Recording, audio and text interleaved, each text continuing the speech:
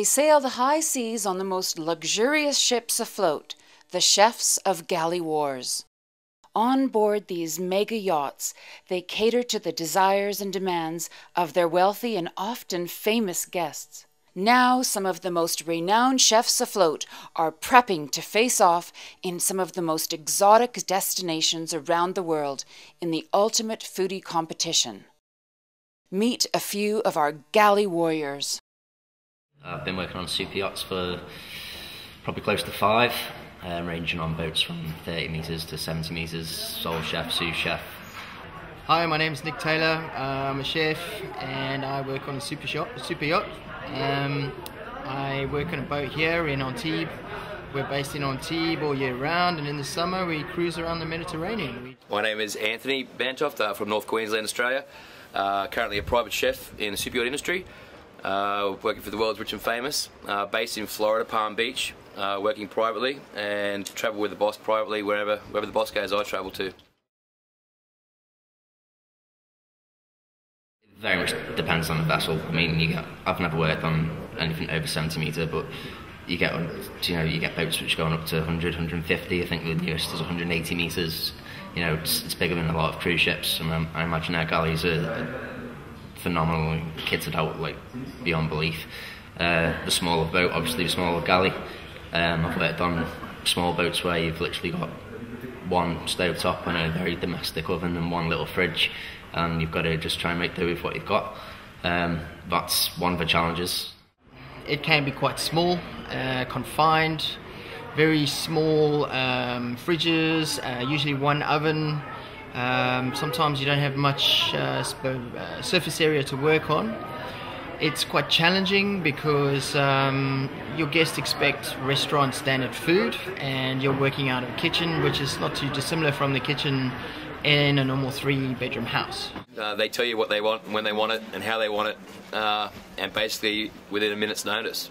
So you're always got to have your game face on and be prepared for whatever they throw at you, and you know, whatever produce you can get for the day. Menus change daily, so it's a challenging job.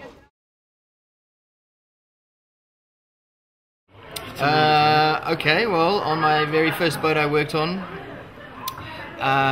the owner's wife had a very sensitive palate. She didn't like many different things, and to come up with a creative meal for her was very challenging. Usually she would send back the first meal, so I always used to have to make a backup second and a backup third, and that was for the starters, the main course and dessert. You can get some owners and some guests which are very down to earth, very civil, very well mannered, and they really appreciate the hard work you're putting in, and that's great, and that makes your life so much easier. But on the flip side, you can get guests which are just beyond arrogant, beyond rude, really not very pleasant people to work for, and that's another challenge. Biting your tongue, yes sir, no sir, 3 bags full sir, I'll get the job done. The one main complaint that I had where the whole table sent their food back was a few years ago with a group of Russians, and one of the daughters didn't like her food, so every single member at the table sent their meal back, just because the one person didn't agree with it, you know. And that's the hardest thing you got to contend with. You know, these people have got basically, you know, unspendless wealth, and they get what they want, and they get it how they want it, and when they want it, and you know, you've got to be able to just bite your tongue sometimes. All right, I'll tell you, I still remember it to this day. I was in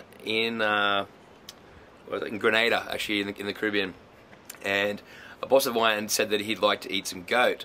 So he went off to the market with his family one day and brought me back literally a live goat back to the boat, and he said, I want the testicles. And I looked at him and I said, well, he goes, well, we need to kill the goat. I said, well, mate, you got back there. I said, take it back to where you bought it from.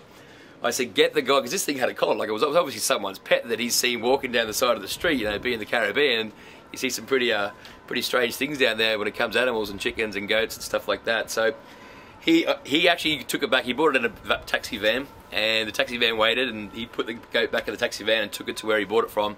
Brought it back all sectioned up in like containers and garbage bags, and obviously he had the testicles, like his little sacred gold nuggets that he wanted me to cook up. So we took off, I think, that evening, and I did goat like 3 or 4 different ways, and of course he had the testicles as a little delicacy, so we did end up cooking it. So probably the most strangest random thing that I've had to do in this industry, definitely.